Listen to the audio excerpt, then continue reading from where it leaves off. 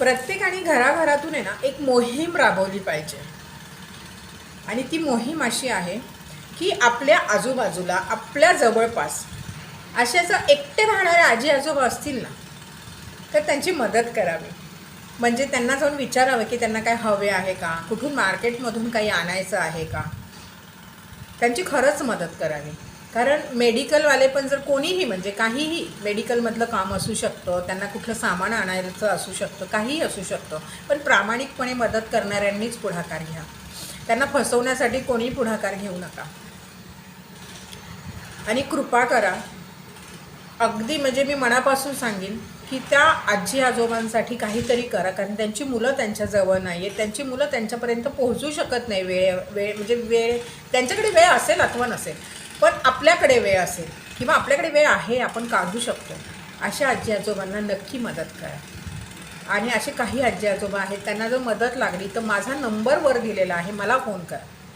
मी नक्की काही ना काही करून तुमची मदत करेन. मी दुनियाच्या कुठल्याही कोपऱ्यात राहत असले तरी मी तुमची मदत करेन.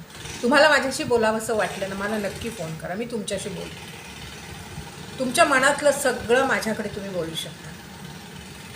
कारण आजची परिस्थिती फार गंभीर आहे. एकटे राहणारे जे आई वडील आहेत ना, मुलं त्यांच्याजवळ नाही आहेत. मुलं कधी काळी फोन करतात, पण इथे मी आहे, तुम्ही माझ्याशी बोलू शकता.